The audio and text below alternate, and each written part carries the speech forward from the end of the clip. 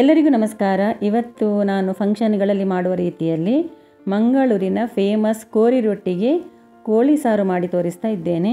ಮಂಗಳೂರಿನ ಕೋರಿ ರೊಟ್ಟಿ ಒಮ್ಮೆ ತಿಂದವರು ಅದನ್ನು ಮರೆಯಲಿಕ್ಕೆ ಸಾಧ್ಯವಿಲ್ಲ, ಅಷ್ಟು ರುಚಿಯಾಗಿರ್ತದೆ. ಇದು ಮಂಗಳೂರಿನ ಸಾಂಪ್ರದಾಯಿಕ ಹಾಗೂ ಫೇಮಸ್ ರೆಸಿಪಿ.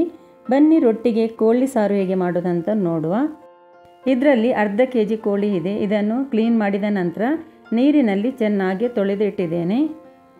ಮಸಾಲೆ ರೆಡಿ ಮಾಡಲಿಕ್ಕೆ ಗ್ಯಾಸ್ ಆನ್ ಮಾಡಿ ಕಡಾಯಿ ಬಿಸಿಯಾಗಲು ಇಟ್ಟು ಇದಕ್ಕೆ ಸ್ವಲ್ಪ ತೆಂಗಿನ ಎಣ್ಣೆ ಹಾಕಿದ್ದೇನೆ, ಅಥವಾ ಯಾವುದೇ ಕುಕ್ಕಿಂಗ್ ಆಯಿಲ್ ಯೂಸ್ ಮಾಡ್ಬೋದು.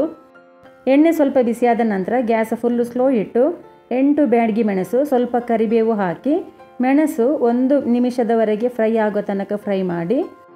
ಮೆಣಸು 1 ನಿಮಿಷ ಫ್ರೈ ಆದ ನಂತರ 1/4 ಟೀ ಸ್ಪೂನ್ ಕಾಳು ಮೆಣಸು, ಅರ್ಧ ಟೀ ಸ್ಪೂನ್ ಸೋಂಪು ಕಾಳು, 2 ಚಿಟಿಕೆಯಷ್ಟು ಮೆಂತ್ಯ ಕಾಳು, 2 ಟೇಬಲ್ ಸ್ಪೂನ್ ಕೊತ್ತಂಬರಿ ಬೀಜ,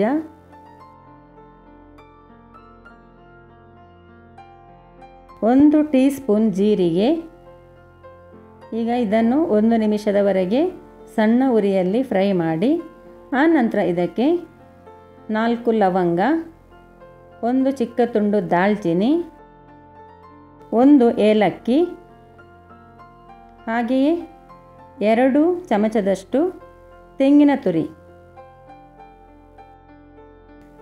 ತುರಿ ಹಾಕಿದ ನಂತರ ಸ್ವಲ್ಪ 1 ನಿಮಿಷದವರೆಗೆ ಫ್ರೈ ಮಾಡಿ.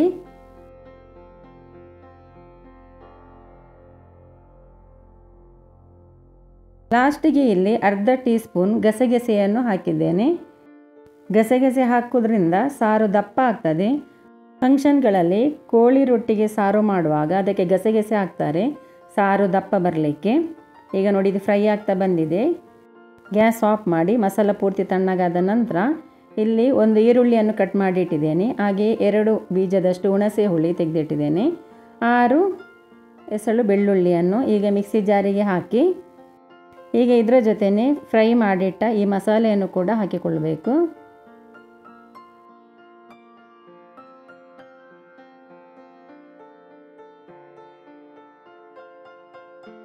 ಈಗ ಗ್ರೈಂಡ್ ಮಾಡಲಿಕ್ಕೆ ಎಷ್ಟು ನೀರು ಬೇಕು ಅಷ್ಟು ನೀರನ್ನು ಹಾಕಿಕೊಂಡು ಇದನ್ನು ನುಣ್ಣಗೆ ಗ್ರೈಂಡ್ ಮಾಡಿ ತರಬೇಕು.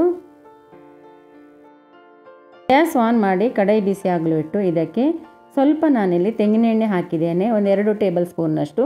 ಹಾಗೆ ಸ್ವಲ್ಪ ತುಪ್ಪವನ್ನು ಹಾಕಿದ್ದೇನೆ. ತುಪ್ಪ ಹಾಕೋದು ಆಪ್ಷನಲ್, ಬೇಕಿದ್ರೆ ಹಾಕ್ಬೋದು, ಬೇಡದಿದ್ದರೆ ಸ್ಕಿಪ್ ಮಾಡ್ಬೋದು. ಎಣ್ಣೆ ಮತ್ತು ತುಪ್ಪ ಸ್ವಲ್ಪ ಬಿಸಿಯಾದ ನಂತರ 2 ಈರುಳ್ಳಿಯನ್ನು ಉದ್ದಕ್ಕೆ ಕಟ್ ಮಾಡಿ ಹಾಕಿ ಈರುಳ್ಳಿ ಸ್ವಲ್ಪ ಕೆಂಪಗೆ ಆಗೋ ತನಕ ಇದನ್ನು ಫ್ರೈ ಮಾಡಿಕೊಳ್ಬೇಕು. ಈರುಳ್ಳಿ ಸ್ವಲ್ಪ ಫ್ರೈ ಆದ ನಂತರ ಇದಕ್ಕೆ ಸ್ವಲ್ಪ ಕರಿಬೇವು, ಹಾಗೆಯೇ 7-8 ಎಸಳು ಬೆಳ್ಳುಳ್ಳಿಯನ್ನು ಕಟ್ ಮಾಡಿ ಹಾಕಿ ಈರುಳ್ಳಿ ಮತ್ತು ಈ ಬೆಳ್ಳುಳ್ಳಿ ಸ್ವಲ್ಪ ಕೆಂಪಗೆ ಫ್ರೈ ಆಗೋ ತನಕ ಇದನ್ನು ಫ್ರೈ ಮಾಡಿಕೊಳ್ಬೇಕು.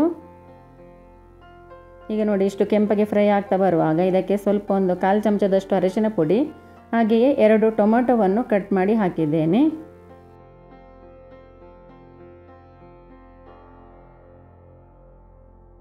ಟೊಮೆಟೊ ಈ ರೀತಿ ಇಷ್ಟು ಫ್ರೈ ಆದ ನಂತರ ಇದಕ್ಕೆ ಕ್ಲೀನ್ ಮಾಡಿಟ್ಟ ಕೋಳಿ ಮಾಂಸ ಹಾಕಿ ಅನಂತರ ಗ್ರೈಂಡ್ ಮಾಡಿಟ್ಟ ಮಸಾಲೆಯನ್ನು ಕೂಡ ಸೇರಿಸಿಕೊಳ್ಬೇಕು.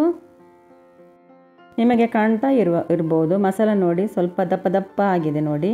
ಈ ಗಸಗಸೆ ಹಾಕಿದರೆ ಈ ರೀತಿ ಆಗ್ತದೆ. ಈಗ ಇದನ್ನು ಚೆನ್ನಾಗಿ ಒಂದು ಸಲ ಮಿಕ್ಸ್ ಮಾಡಿ ಇದಕ್ಕೆ ರುಚಿಗೆ ತಕ್ಕಷ್ಟು ಉಪ್ಪನ್ನು ಹಾಕಿಕೊಳ್ಬೇಕು.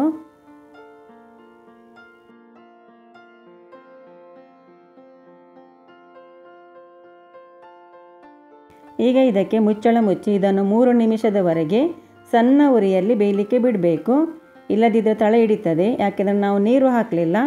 ಚಿಕನ್ ಇದ್ದು ನೀರು ಬಿಡುವ ತನಕ ಸ್ವಲ್ಪ ನಿಧಾನವಾಗಿ ಇದನ್ನು ಗ್ಯಾಸ್ ಸ್ಲೋ ಇಟ್ಟು ಬೇಯಿಸಿಕೊಳ್ಬೇಕು. ಈಗ ನೋಡಿ, ಚಿಕನ್ ನೀರು ಚೆನ್ನಾಗಿ ಬಿಟ್ಟಿದೆ. ಚಿಕನ್ ಸ್ವಲ್ಪ ನೀರು ಬಿಟ್ಟ ನಂತರ ಬೇಕಿದ್ದರೆ ಗ್ಯಾಸನ್ನು ಮೀಡಿಯಮಲ್ಲಿ ಇಟ್ಟು ಇದನ್ನು ಪದೇ ಪದೇ ನೋಡ್ತಾ ಇರಬೇಕು. ಈಗ ಮುಚ್ಚಳ ಮುಚ್ಚಿ ಇದನ್ನು ಬೇಯಲಿಕ್ಕೆ ಬಿಟ್ಟಿದ್ದೇನೆ. ಅಷ್ಟರವರೆಗೆ ಇಲ್ಲಿ ನೋಡಿ, ಅರ್ಧ ತೆಂಗಿನಕಾಯಿಯನ್ನು ತುರಿದಿಟ್ಟಿದ್ದೇನೆ.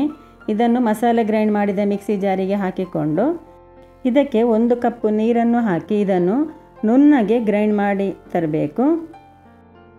ತೆಂಗಿನ ಹಾಲು ತೆಗಿಲಿಕ್ಕೆ ಇದೆ, ಹಾಗಾಗಿ ಇದನ್ನು ಸ್ಟ್ರೈನರಿಗೆ ಹಾಕಿ ಇದರ ಹಾಲು ತೆಗಿತಾ ಇದ್ದೇನೆ. ಇದೇ ರೀತಿ 3 ಸಲ ಹಾಲನ್ನು ತೆಗೆದು ಬೇರೆ ಬೇರೆಯಾಗಿ ಇಡಬೇಕು, ಒಟ್ಟಿಗೆ ಹಾಕಲಿಕ್ಕಿಲ್ಲ. ಮತ್ತು ನೋಡಿಕೊಂಡು ಹಾಲನ್ನು ಹಾಕಲಿಕ್ಕಿದೆ ಸಾರಿಗೆ. ಈಗ ನೋಡಿ, 1 ಸಲ ತೆಗೆದಾಯಿತು. ಇನ್ನೊಮ್ಮೆ ಇದನ್ನು ಮಿಕ್ಸಿ ಜಾರಿಗೆ ಹಾಕಿ 1 ಕಪ್ ನೀರು ಹಾಕಿ ಆಗ ತೆಗೆದ ಹಾಗೆಯೇ ಇದರ ಹಾಲನ್ನು ತೆಗಿಬೇಕು. ಅದನ್ನು ತೆಗೆದ ನಂತರ ಬೇರೆಯಾಗಿ ಇಡಬೇಕು. ಇದು ನೋಡಿ ಮೊದಲು ತೆಗೆದ ಹಾಲು. ಈಗ ನೋಡಿ ಚಿಕನ್ ಬೇಯಲಿಕ್ಕೆ ಇಟ್ಟು 10 ನಿಮಿಷ ಆಗಿದೆ. ಪದೇ ಪದೇ ನಾನು ಮಗುಚುತ್ತಾ ನೋಡ್ತಾ ಇದ್ದೆ, ಇಲ್ಲದಿದ್ದರೆ ತಳೆ ಹಿಡಿತದೆ. ಈಗ ಇದಕ್ಕೆ ಫಸ್ಟ್ ತೆಗೆದ ತೆಂಗಿನ ಹಾಲನ್ನು ಹಾಕಿ ಒಂದ್ಸಲ ಚೆನ್ನಾಗಿ ಮಿಕ್ಸ್ ಮಾಡಿ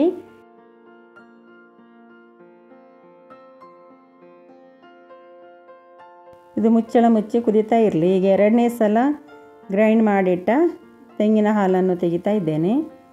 ಅದನ್ನು ಕೂಡ ಈಗ ಚಿಕನ್ ಜೊತೆನೇ ಸೇರಿಸಿಕೊಳ್ಬೇಕು. ಈಗ 2 ಸಲ ನಾನು ತೆಂಗಿನ ಹಾಲನ್ನು ಹಾಕಿದ್ದೇನೆ. ಇನ್ನೂ ಇದು 10 ನಿಮಿಷ ಚಿಕನ್ ಬೇಯಲಿಕ್ಕೆ ಇದೆ. ಈಗ ನೋಡಿ ಇಷ್ಟು ಆಗಿದೆ. ಇನ್ನು ಸ್ವಲ್ಪ ಕುದೀತಾ ಇರಲಿ. ಇದು 10 ನಿಮಿಷ ಕುದಿಯುವಾಗ ಸ್ವಲ್ಪ ಕಡಿಮೆ ಆಗ್ತದೆ. ಈಗ ನೋಡಿ ಇದು ಕುದಿಲಿಕ್ಕೆ ಇಟ್ಟು 10 ನಿಮಿಷ ಆಗಿದೆ. ಇದಕ್ಕೆ ನಾನು ಮಧ್ಯದಲ್ಲಿ 3ನೇ ಸಲ ತೆಗೆದ ಹಾಲನ್ನು ಕೂಡ ಹಾಕಿಕೊಂಡಿದ್ದೇನೆ. ಸಾರು ನೋಡಿ ಇಷ್ಟು ದಪ್ಪ ಇದೆ. ರೊಟ್ಟಿಗೆ ತುಂಬ ದಪ್ಪವಾಗಿ ಸಾರು ಮಾಡಿದರೆ ಕೂಡ ಅದು ಅಷ್ಟು ಒಳ್ಳೆಯದಾಗೋದಿಲ್ಲ. ಈ ರೀತಿ ಇದ್ದರೆ ಸಾಕು. ಕೋಳಿ ಸಾರು ಆಗಿದೆ. ಗ್ಯಾಸ್ ಆಫ್ ಮಾಡಿದ್ದೇನೆ. ಇದಕ್ಕೆ ಮಂಗಳೂರಿನಲ್ಲಿ ಕೋಳಿ ರೊಟ್ಟಿ ಅಂತ ಹೇಳ್ತಾರೆ. ಇದು ರೈಸಲ್ಲಿ ಮಾಡುವಂಥದ್ದು. ಇದು ಹೆಚ್ಚಾಗಿ ನಮಗೆ ಬೇಕರಿಗಳಲ್ಲಿ ಸಿಗ್ತದೆ ಮಂಗಳೂರಿನಲ್ಲಿ. ಹಾಗೆಯೇ ಹೊರಗಡೆಯವರು ಬ್ಯಾಂಗ್ಳೂರು ಅಥವಾ ಮುಂಬೈಯಲ್ಲಿ ಮಂಗಳೂರು ಸ್ಟೋರ್ಗಳಲ್ಲಿ ಕೋರಿ ರೊಟ್ಟಿ ಅಥವಾ ಮಂಗಳೂರು ರೊಟ್ಟಿ ಅಂತ ಕೇಳಿದರೆ ಸಿಗ್ತದೆ. ಇದು ಮಂಗಳೂರಿನ ಸಾಂಪ್ರದಾಯಿಕ ಹಾಗೂ ಫೇಮಸ್ ರೆಸಿಪಿ ಕೋರಿ ರೊಟ್ಟಿ. ಈ ರೊಟ್ಟಿ ಮಂಗಳೂರು ಸ್ಟೋರ್ ಇದ್ದರೆ ಎಲ್ಲ ಕಡೆಯಲ್ಲಿ ಕೂಡ ಸಿಗ್ತದೆ. ಇದನ್ನು ತಂದು ಇದೇ ರೀತಿ ಒಂದ್ಸಲ ಸಾರು ಮಾಡಿ ತಿನ್ನದವರು ಒಂದ್ಸಲ ಮಾಡಿ ತಿನ್ನಿ, ತುಂಬಾ ರುಚಿಯಾಗಿರುತ್ತೆ. ಹಾಗೆ ಇವತ್ತಿನ ಈ ರೆಸಿಪಿ ನಿಮಗೆ ಇಷ್ಟವಾಗಿದ್ದರೆ ದಯವಿಟ್ಟು ಲೈಕ್ ಮಾಡಿ, ಶೇರ್ ಮಾಡಿ.